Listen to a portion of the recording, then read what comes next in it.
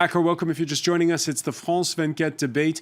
We're wondering about these accusations that point the finger squarely at the Kremlin over the hacking that was witnessed on the U.S. elections campaign trail. We're doing so in the company of Navid Jamali, who joins us from Seattle, the author of How to Catch a Russian Spy, a former U.S. intelligence counter-operative. Welcome back to the show. Welcome back as well to Rav Harfouch of Red Thread, the author of Yes, We Did, an insider's look on how social media built the Obama brand, and blogger Jean-Pierre Larochelle, director of The Political Forum. The hacking of the Democratic Party was the root, by the way, of the only political scandal in U.S. history to bring down a president. 1972, Richard Nixon's teams had fake plumbers break into the Democratic Party's offices to hack into files. We could show you perhaps what hacking looked like back in the 1970s, as depicted in the film All the President's Men. Those offices, by the way, located in the Watergate building, hence the name of the scandal. When you look at those images from the 1970s, Rav Harfouch, and you think of 70s hacking, what's your reaction to what we're talking about today? I think, as Navid mentioned earlier, we've sort of, the idea of cyber warfare, at least information warfare, is something that just goes back, so many years. But I think what we're seeing now is an acceleration of a lot of those techniques, and not just through technology, but through the inclusion of other players. You mentioned earlier state actors, but there's also a lot of non-state actors, a lot of individuals, a lot of small groups who have just as much ability, maybe not as sophisticated technology, but who have the same amount of ability to share information or leak information or write certain things that gain a lot of traction. So I think once again, we're seeing a muddying of influence where our sources are different, the players are different, and the playing field looks completely different. And that's why I feel there's so much informational chaos. It's not just state-sponsored actions or state-sponsored proxies, but you could have small individual or regular individuals kind of all over the world who can also have an impact. Navid Jamali, chaos or organized chaos? Absolutely organized chaos, in the sense that, again, this is the concept of that goes back to the heights of the Cold War or World War II, non-attribution. An intelligence agency, when it engages in these activities, its goal is not to cause escalation. And escalation would come if you can point directly a finger at the root cause of this. And I think Russia is absolutely, Russia, North Korea, China, all these other state actors that are in this game follow those rules. I mean, they might use these smaller known actors like WikiLeaks to be a focal point, but it's going to be very, very difficult to trace back from WikiLeaks, for example, to Russia. But nonetheless, if Russia is involved, you have to understand that intelligence operations are bureaucratic organizations first and foremost, and there will be a paper trail. There will be someone who has to sign off on the use of money, the use of space. I mean, these are, in essence, very traditional campaigns, and as a result, there's a trail. So we should focus on cyber, but we should also remember that this is, essentially a warfare domain with the bureaucracy behind it. Well, what's your reaction to what we heard Rav Harfouch say in part one about how she's been monitoring these sort of communities of like-minded people who sort of speak in the same language about the political process in the U.S. and coming up in France and perhaps in Germany? I mean, it's of no surprise. Look, we again, all we have to do is go back to the Cold War. We saw the Soviets use East Berlin, and in the height of the 60s and the 50s, I mean, they've often been behind many dissent, much as, frankly, the CIA in its form as well. They've always focused on the voices of dissent when it benefits them. And I think that Artuf is absolutely right. I mean, there are these small groups, and the danger with them is that they have the potential to be co-opted and frankly used by a state actor. Would you say that's the case for an organization like Breitbart, whose former boss is now in the cabinet of in the staff of Donald Trump? Are they using that kind of language that's being cheerleaded by Russia? It's hard to, again, it's going to be very difficult to start drawing direct lines to places like Breitbart and even WikiLeaks. But I do think you're right. There is clearly there's a like-mindedness, but the thing that is perhaps, look, we're a free society. We can't necessarily start censoring what people say. On the flip side, when you start taking money or direction from a foreign intelligence service, that's a very, very different thing. So the question really is the latter: were Breitbart, was WikiLeaks, were places like this, were they actually receiving direction from a foreign intelligence service? And that is going to be, that starts putting things from someone who is anti-establishment and is voicing their opinion, and who has the right to do so, from something very, very different. Jean-Pierre Larochelle? Well, I mean, there's no evidence to indicate that at all. Even the leaked information from the CIA assessment doesn't try to draw that type of conclusion. I agree, if it were the case, it would be very serious, but there's no reason to think that that's the case. It's quite normal for state actors to try to use interested parties in other states to accomplish their objectives, and I think we're being a little naive to try to suggest that, well, this is something that Russia does or China does, as if the U.S. doesn't do it. The United States engages exactly in these same types of operations abroad and tries to affect its influence abroad. All right. There is right now a diplomatic row. Well, it erupted between Germany and Russia. Back in January, there was this claim of a 13-year-old girl from a Russian immigrant family. They claimed she'd been abducted and gang raped in Berlin. The story turned out to be untrue. And Russian media ran with that story. The head of German domestic intelligence is worried. So is the French prime minister's man in charge of national security, who recently briefed members of parliament on the threat of Russian cyber meddling in next spring's presidential election. Here, Louis Gauthier, quoted by the Associated Press as saying such technology risks could threaten the smooth progress of the political campaign in France. Is there a cloud hanging over the French elections, Ralph Arfouche? I don't know if it's a cloud, but I definitely think that we are going to receive extreme scrutiny on our election next year. I think that a lot of parties are interested in seeing how this, wave of political ideology, if it can spread. And many people are seeing France as almost the litmus test as to what the future could hold for Europe. And if France sort of falls to the same type of ideologies with some of these more extremist candidates that we've seen emerging, then that sort of sets a very, in my opinion, dark tone for what the conversation is going to be about a lot of issues. And once you factor in all of these accusations and speculation and just the looking at the actual impact of fake information, of fake news stories, of people not knowing what to believe, of the erosion of trust in institutions like the media, it's very troubling because democracy, I think, is based on informed citizens. So how are we supposed to be informed if the information that we're receiving is so corrupted, it's so polluted? All right, here, Jean-Pierre Larochelle was saying, rightfully so, there is no evidence when it comes to Breitbart whatsoever. Here in France, we have the candidate of the center-right. It's unprecedented. François Fillon, former prime minister, he was prime minister at the same time as Vladimir Putin. He says, I like Russia because I like Putin because we have a good working relationship. But I'm the president of France. I'm not so selling out in any way. Should we believe him at face value when he says that? Or should we be investigating to see, are there links that we don't know about between Fillon and Russia? I mean, I think we have to take a measured response. I think we should be sort of optimistic in the sense of listening to what they have to say. But I think in the age of transparency, the journalistic institutions owe us to do a very deep due diligence. We need to know. I'd like to see every fact vetted. I'd like to see everything very clear and very transparent.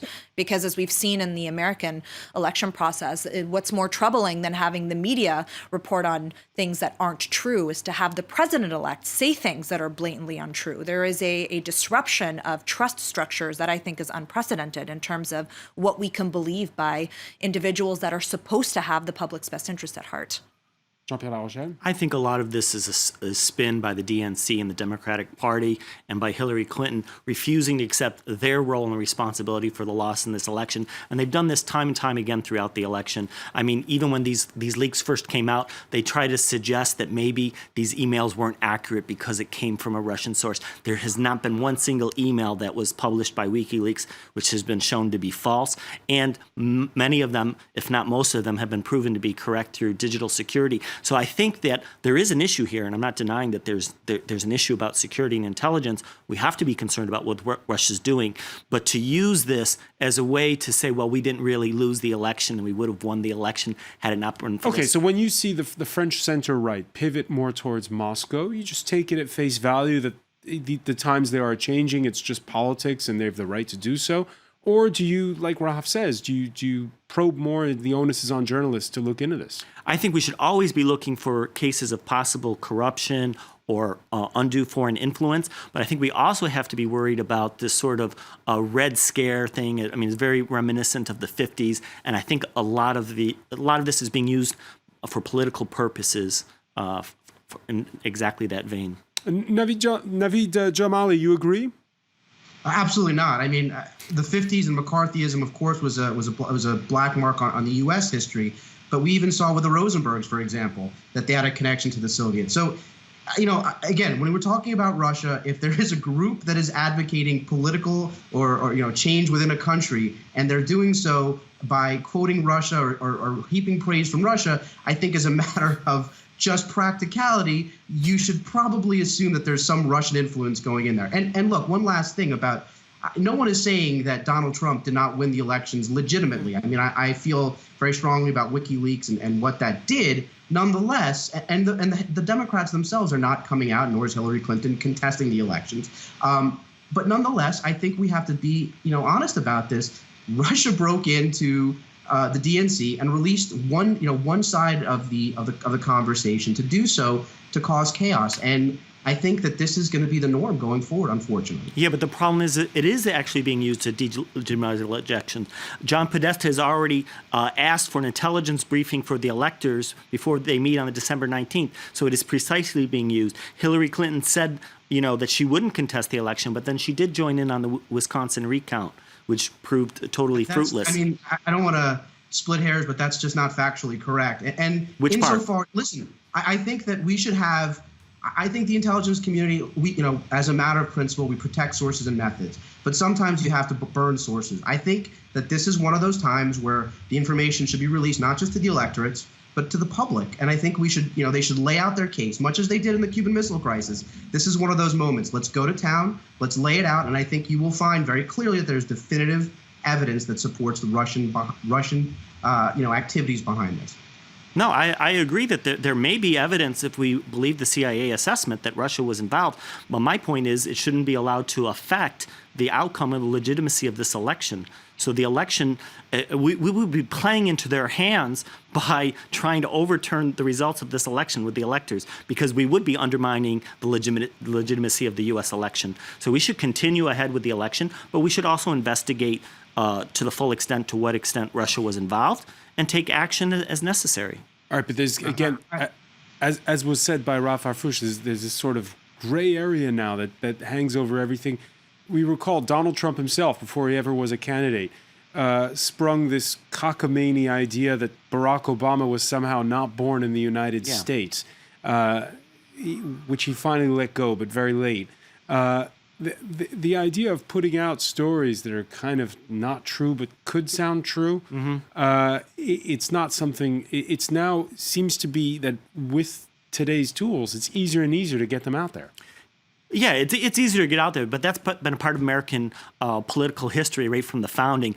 Both parties have created scandalous false stories about their opponents right from the first election. So, I mean, you could go look through Thomas Jefferson was just brutalized in his campaign. So I think that's a common part of the history. I think the fake news story, my perspective is that it's really been overblown in terms of its effect on the election. We discussed that on the last debate last week.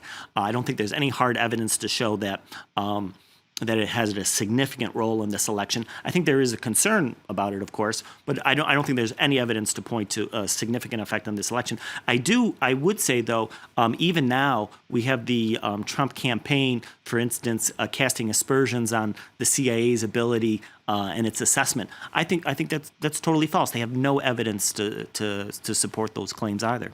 All right. We're talking about how it's been, in this case, about the hacking of those emails, top down. the hacking of the World Wide Web is, to a certain degree, the hacking of the United States. After all, the biggest tech giants are all American. These modern-day captains of industries gathered Wednesday around Donald Trump for, I guess you could call this a kiss and make up session, since most, but not all, supported Hillary Clinton before the election. And it's a reminder when you see all those people, when we watch it from over here, Raf Harfouch, that the internet plays by American rules. So yes, the Russians may hack, but the Americans also have a lot of leverage. I think the focus of hacking, while very important to this conversation, I actually think we should really be talking about misinformation, and we should be talking about the spread of misinformation as a deliberate political tactic, and not just by the Russians, but by the president-elect himself. I mean, what I find very alarming in an age where we're trying to be informed. So when Donald Trump sits with those people in that room, are they powerful enough so that they can do something about misinformation?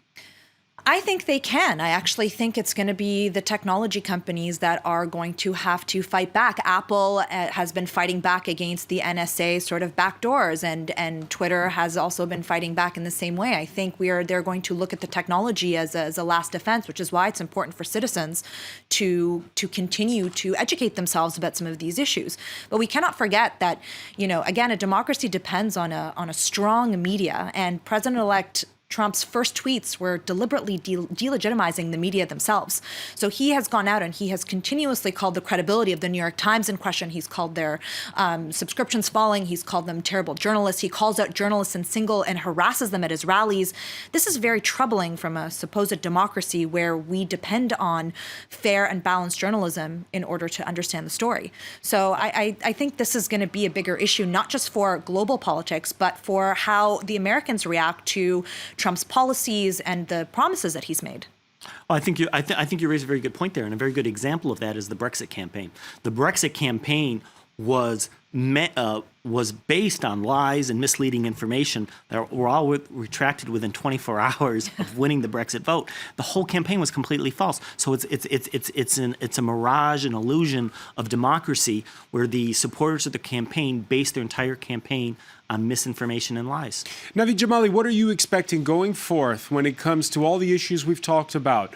Be it security and be it the spread of misinformation. What are you expecting from the private sector in your country? So I think we have to take sort of the military approach in that this is no longer, as your panelists are correctly pointing out, just cyber, nor is it intelligence. Frankly, it's a blended approach. And that blended approach, at least on the government side here, has fallen under the sort of term information warfare. And I think that encompasses pretty much everything. And when you think about, whether it's technology, private companies, or as we saw the DNC or the RNC, I think that they're going to have to start adopting a much more broader approach to security that is not just reactive. That is to say, you're looking at the bits and bytes for indications and warnings. You're taking active measures, and you have to assume that you're going to be a target. So I think that we're going to start seeing things moving forward. However, we're still a democracy. We still have a constitution that protects freedom of speech. Although, as the sort of basic litmus test is, that doesn't mean that one can go into a theater and yell fire. And I think that when it comes to fake news, as we saw with Pizzagate just last week, there's got to be some sort of oversight. And whether that falls on the companies themselves that are, the technology companies that are sort of transmitting this, or if it falls on the government, that's going to be an open-ended question. But nonetheless, there has to be some responsible reporting here. And I think that is the thing that is lacking. And you think that's changing? I do think, look, we saw, yes, the short of it, we've seen the New York Times come out with a great report that said, hey, basically we were complicit in WikiLeaks, which was a Russian operation. And I think that the media has to do a better job. We have to move away from just straight sensationalism to, actually reporting facts, because, this is a world where people are hungry for information. And I think that context matters. So if you have one fake news and you have nothing to combat it, people just take that as fact. It's very cleverly done. It's done in the same way as phishing is. You get an email from your bank, a lot of people click on that link. Well, frankly, it's the same thing with fake news. And I think that this is something where technology can absolutely play a role. But at the end of the day, it's going to have to require human intervention. It's going to have to require infrastructure, which all means money. And I think there has to be some motivation, and if not, some specific directed requirement that some of these companies start doing this. All right, spend more on the media. You are welcome anytime, Navid Jamali, on our show. I want to thank you for joining us from Seattle. I want to thank as well Raf Harfouche, Jean-Pierre Larochelle. Stay with us. Our Media Watch segment is next.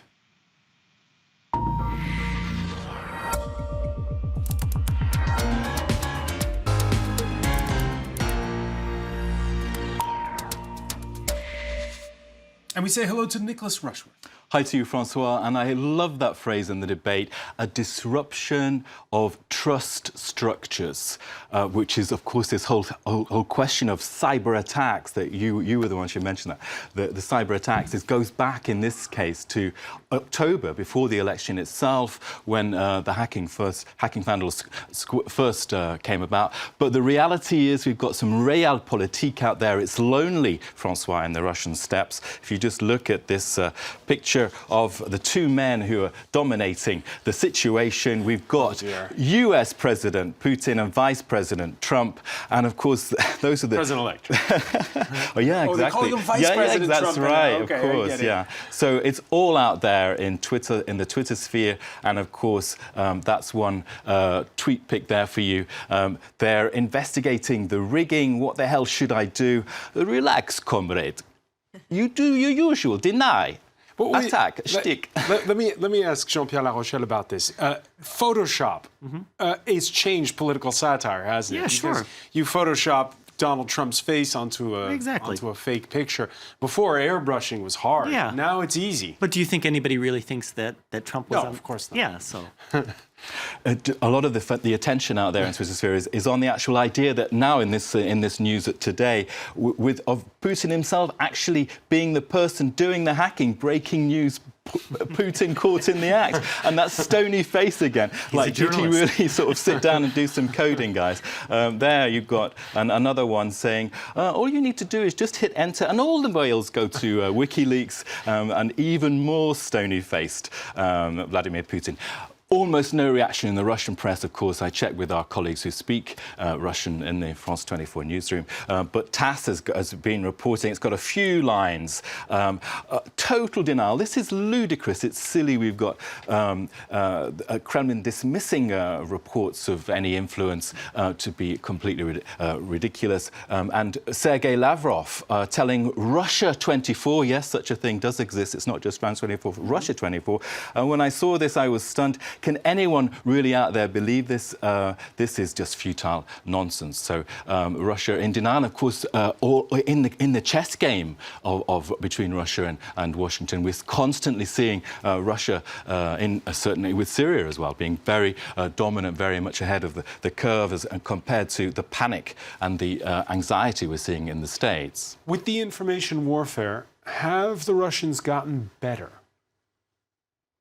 I think so. I think it's because it's not just about information about political campaigns. What you saw earlier, some of the pictures, some of the memes that you showed, is they're spreading cultural ideologies through humor. It's a very powerful way to kind of use that. This is one of many sort of memes or pictures that have become symbols of this conversation. And let's not forget that when you see the same image, the same meme that's sort of used over and over again, what it does is it shortens the amount of time that it requires for the reader to absorb the idea, because it already bakes in an entire philosophy. So as you're starting to see these images, there are many of them about Hillary Clinton, but all politicians really, what's happening is that the spread of ideas, which are then linked to beliefs and perspectives about the election, are spreading at an unprecedented rate, which is unmatched then by the news trying to catch up with facts. And the real proof that Russia has improved on this is, in addition to hacking into the DNC, is that they hacked into the NSA, the United States' most important secret agency, and dumped those files out for everybody to read. And it's a huge feather in their cap. But one of the key aspects is this whole question. Donald Trump, the US president-elect, he's communicating not with any press conference but with tweets, and he's Yes. done so in the last few hours to say, hold the same thing again. Why didn't we hear about this before Hillary lost? If Russia or some other entity was hacking, why did the White House wait so long to act? Well, the New York Times reporting that they think Obama should have gone public with this sooner. Indeed, what we've got now is in the States a massive furore, but in Russia, in Moscow, no, because today Vladimir Putin has 86% popularity. I just want to say something real quick about this, because I think the idea of controlled chaos is very evident in the way that Donald Trump uses Twitter. He is able to bypass traditional media. He says whatever he wants and creates an uproar, which immediately distracts the public of all the more complicated conflict of interest pieces, all of these different issues. So he has actually demonstrated himself a mastery of being able to use misinformation himself against, I think, against the American people. Absolutely. But also I want to point out that James Clapper, the director of the National Intelligence, did say in October that the top people in Russia were responsible for these hacks.